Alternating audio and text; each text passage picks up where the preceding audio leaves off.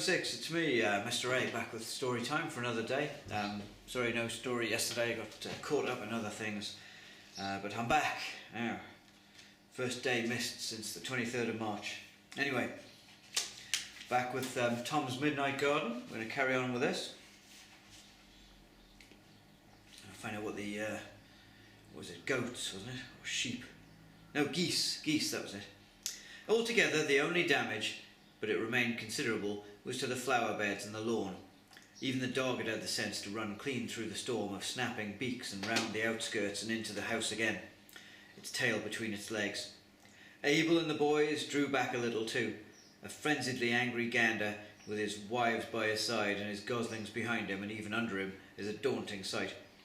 So they waited until the gaggle had a little calmed itself, and then, much more cautiously this time, they began to herd again. Hattie ran ahead to open the orchard door. Tom stayed in hiding. There was nothing to be seen now except a devastated lawn, and on the doorstep one person remaining, Hattie's aunt. Tom had thought her stern-looking before. He liked the expression of her face even less now. From their different positions, she and Tom heard what was going on.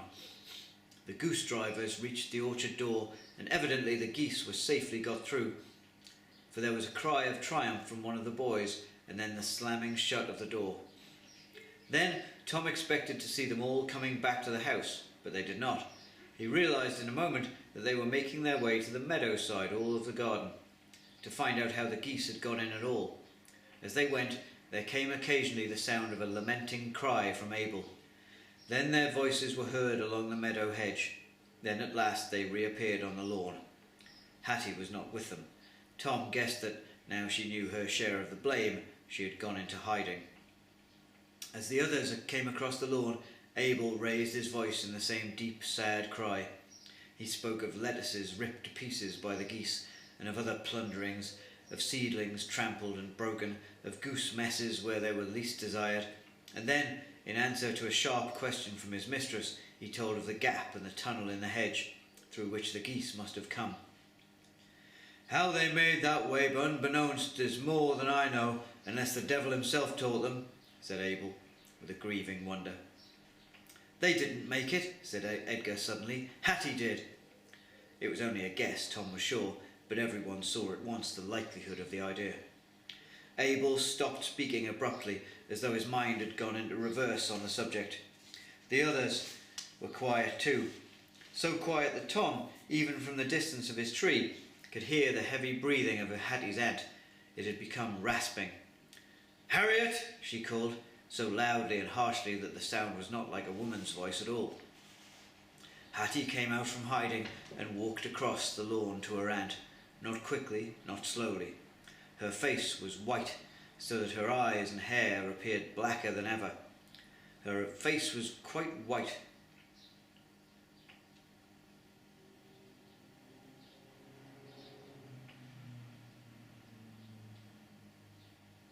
Tom realised afterwards that even her lips had been colourless too. She stopped in front of her aunt.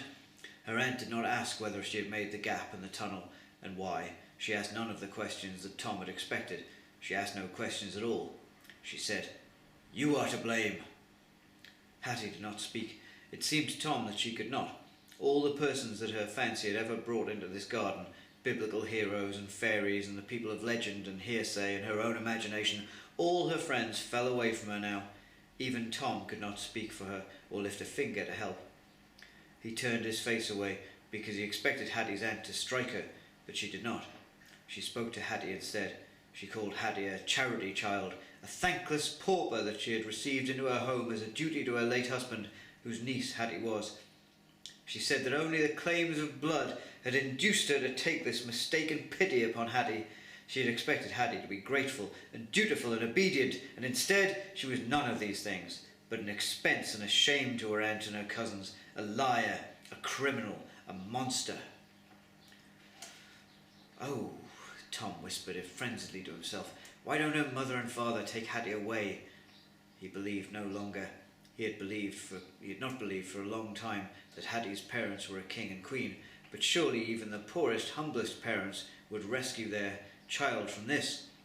his mother would, his father would, in a great rush of roar of indignation that was made by their love for him. What? Oh, his mother would, his father would, in a great rush and roar of indignation that was made by their love for him. Doesn't Hattie's mother know? Why doesn't Hattie's father come? He crouched and covered his face with his hands, crying out at his own powerlessness. He heard the cruel voice go on, and then, at last, stop, and then nothing but silence. Unwillingly, after a while, he raised himself and looked towards the house. Whether all of them, including Hattie herself, had gone their ways in that silence, or whether they had all literally vanished away, he could not say. He walked away from the place where they had been, down to the bottom of the garden, and climbed the low wall there. He wandered among the trees beyond, and at last sat down at the foot of one of them, and, in a kind of exhaustion, fell asleep. When he woke, he was aware of some difference in his surroundings, a difference in time, he thought it to be. Yet the sunshine through the leaves of the trees was still coming from the east. It was still morning. He went back over the wall, or Abel or anybody but the dreadful woman. Turning the corner into the sundial path, he saw at the end of it a tiny little figure, all in black. A little girl, half Hattie's size, in a black dress, black stockings, black shoes. Even her hair was black, and had been tied with a black hair ribbon. Now the ribbon had come undone, and her loose hair fell forward over her face, and her hands were up to her face too, hiding it. She was sobbing into her hands. Tom had never seen a grief like this. He was going to tiptoe away, but there was something in the child's loneliness and littleness that made him change his mind. This morning especially, for some reason, he could not say this was none of his business. He came up close to the child, and it seemed silly, for no one but Hattie in all that garden had ever heard his voice. He spoke. "Don't cry," he said. To his surprise, she did hear him. She turned slightly towards him, as if for comfort, but she did not cease her weeping, nor take her hands from her face. "What are you crying for?" asked Tom gently. "For home," she wept. "For my mother and father." Then Tom understood the meaning of the funeral black she was wearing, and of that desolate, ceaseless crying. There was something else too, something almost unbelievable that he felt he would understand in another instant, something familiar in her voice and the way of speaking, something in the way she was.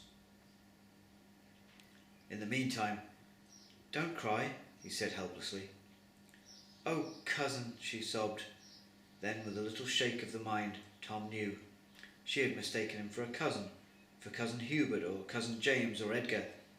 This was Hattie, exactly the Hattie he knew already, and yet a quite different Hattie, because she was, yes, that was it, a younger Hattie, very young, forlorn little Hattie, whose father and mother had only just died and whose home was therefore gone. A poor, penniless orphan Hattie who was being taken grudgingly into this house and family by an aunt whose love went no farther than her own 3 sons, and whose charity was as cold as her heart.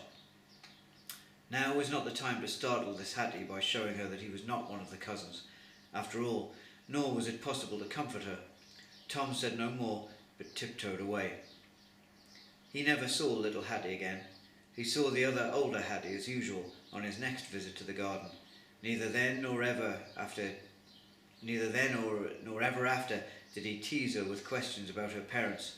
When sometimes Hattie remembered to stand upon her dignity and act again the old romance of her being a royal exile and prisoner, he did not contradict her.